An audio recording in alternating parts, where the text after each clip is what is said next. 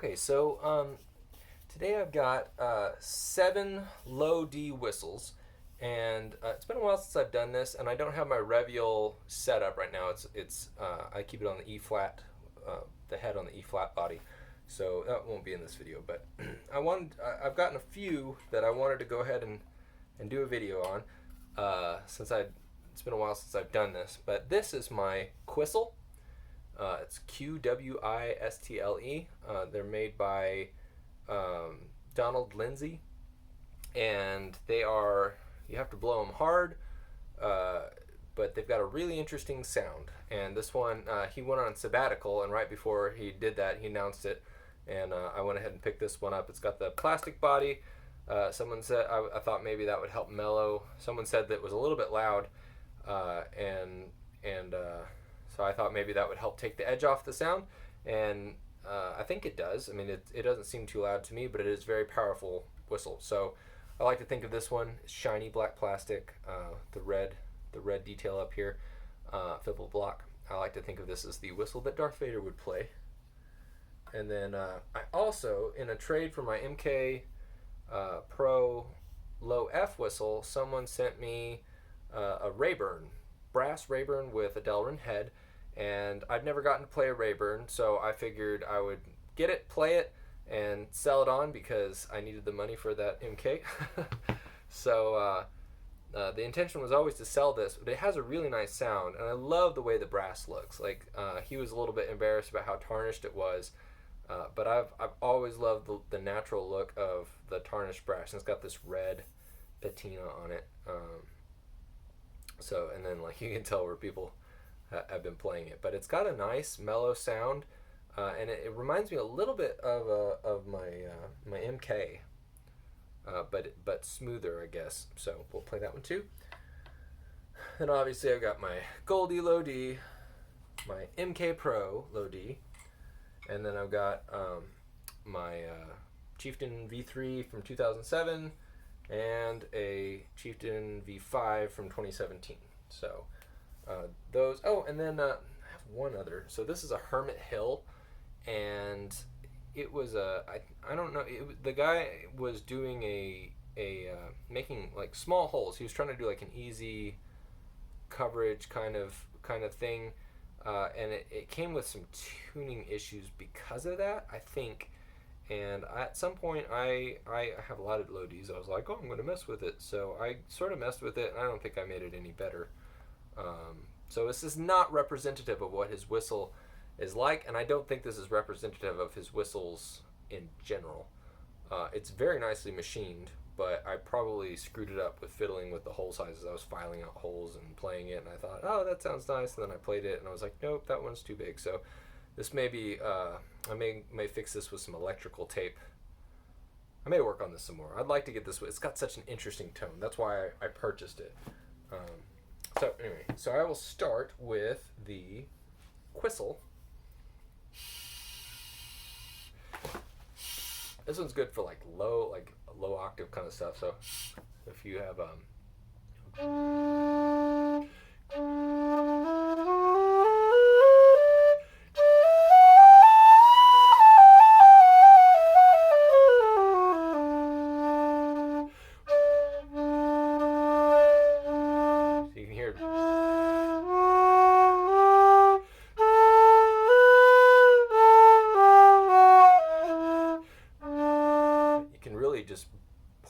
just push it real hard.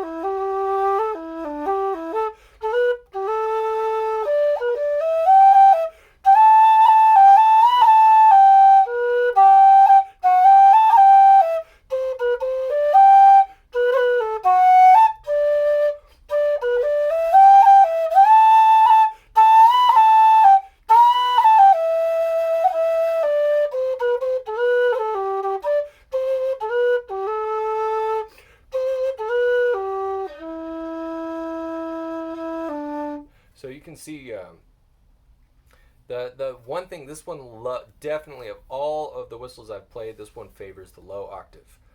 It wants to be there so badly, and so if you don't give it enough air, or let's see,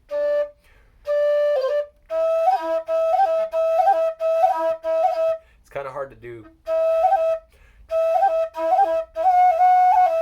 It takes some getting used to, and if you don't give it the right air requirements, it will drop back down to that first octave, or it'll make that kind of in between squawking, honking sound.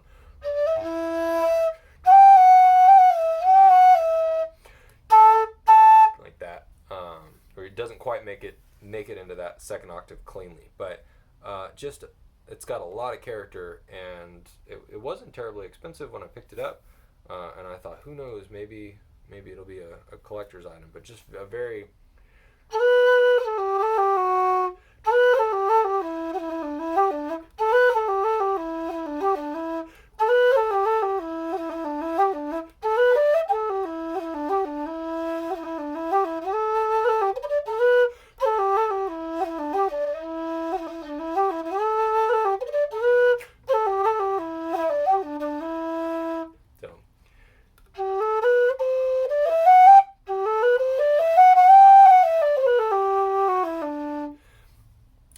head pulled out a little further out just so I can really push it without it going too sharp. So that's that one. And then this is my Rayburn. This one's more at the opposite end of the spectrum. It plays a little bit more like a narrow bore, low D whistle. It breaks pretty easily into the second octave because that's where it likes to be. But a lot of those, if you're looking for a nice soothing, real mellow tones like brass, a lot of people think is a little bit smoother, more mellow than aluminum, and it seems to be the case on this one. The Delrin also kind of calms the tone a little bit, not as bright.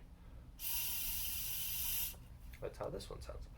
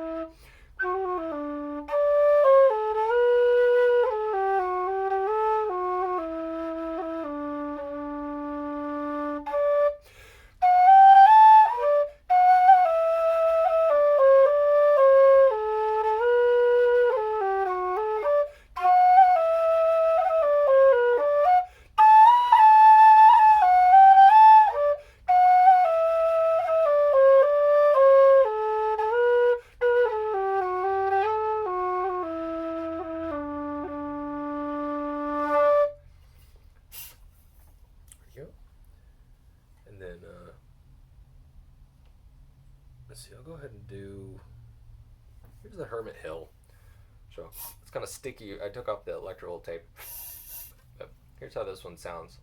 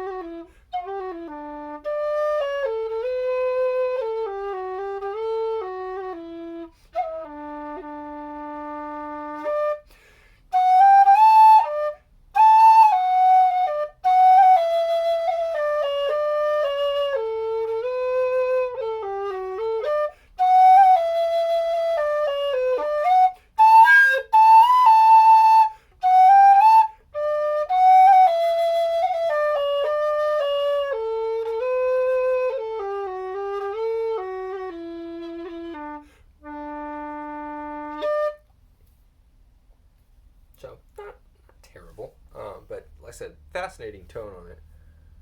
And like I said, the craftsmanship is good.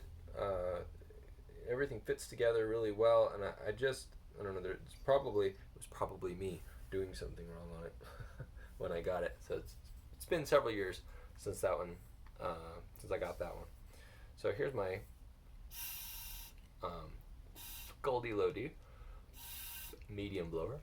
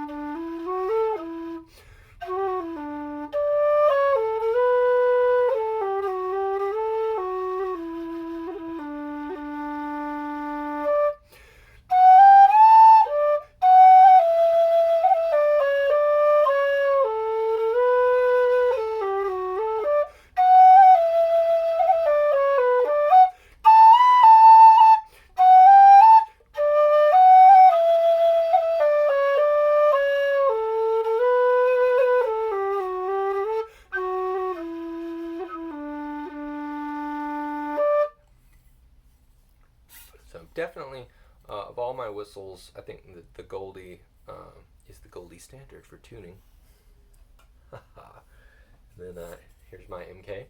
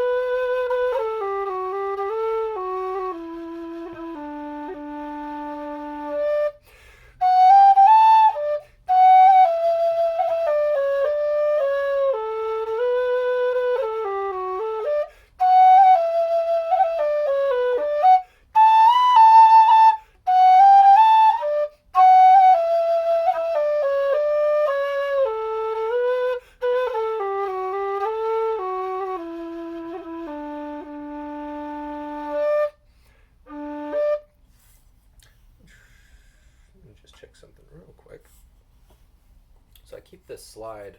I guess both of these are.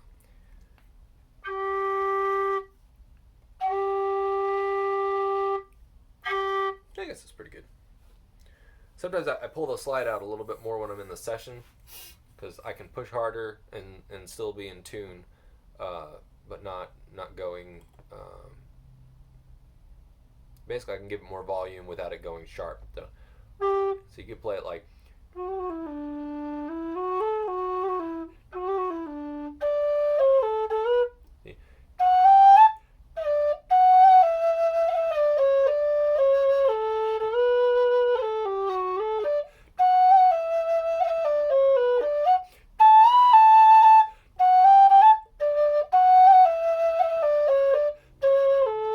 So you can hear that, or I can go.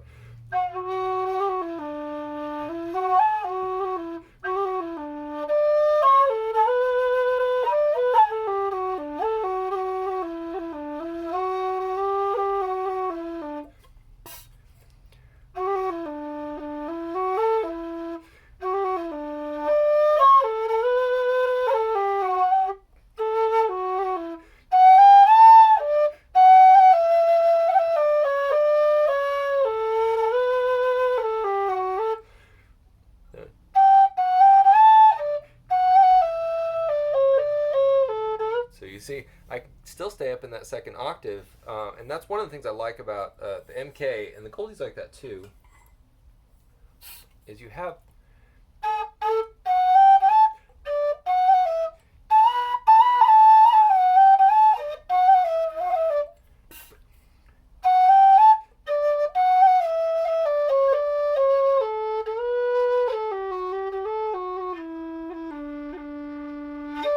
so,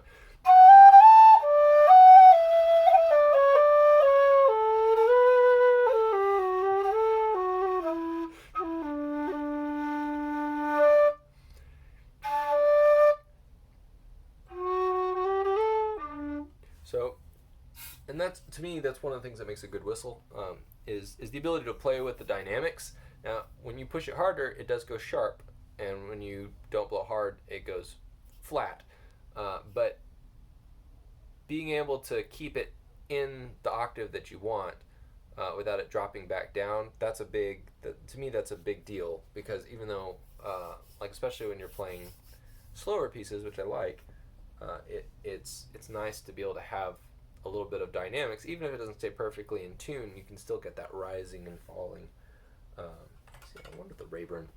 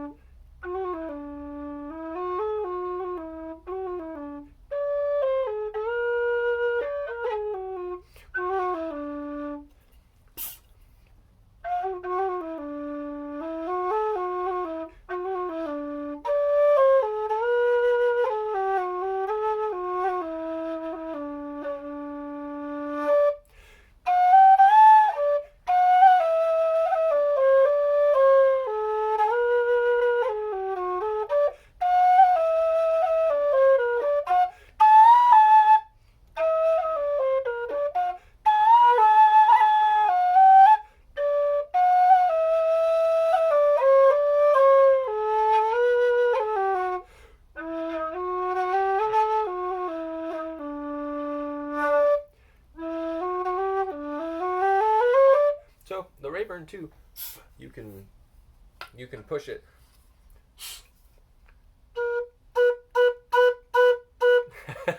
You cannot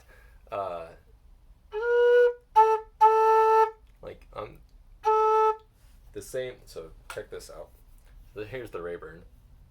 This is what I talk about, taking more force to kick into the second octave. So this same.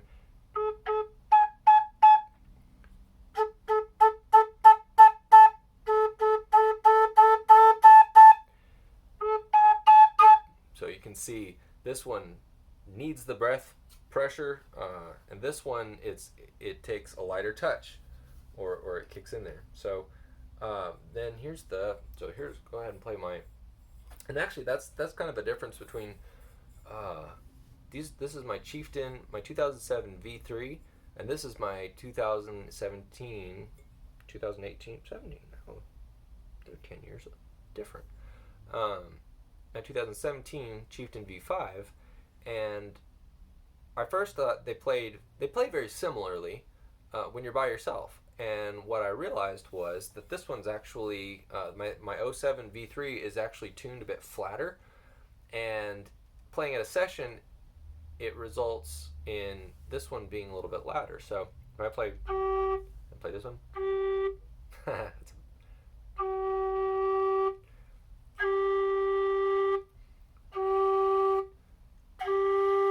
This one is a bit higher than the other one at about the same breath pressure. So this one I play stronger at a session to bring it up to pitch.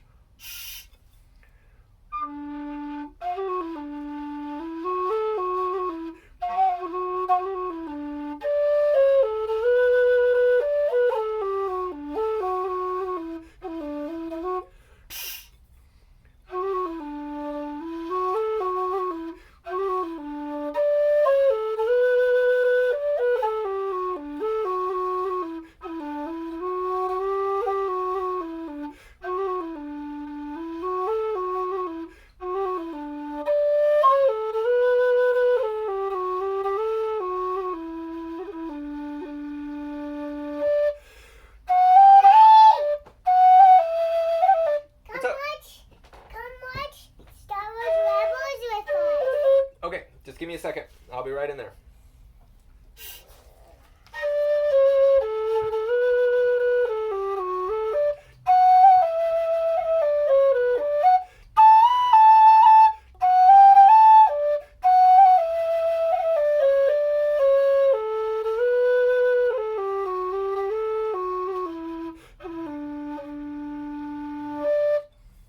It's one of my favorite whistles. I just like it. I like the tone, and it's a snappy whistle. Some people don't like how airy it is, but to me, it's a haunting tone. And here's the V5.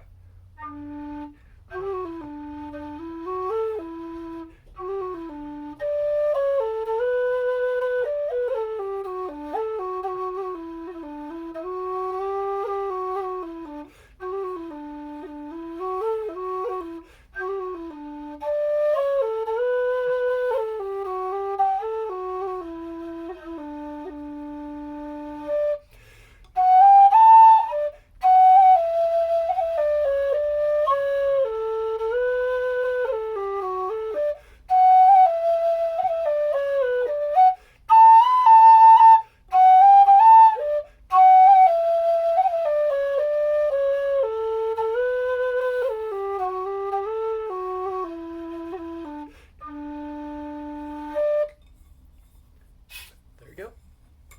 So, hope that's helpful.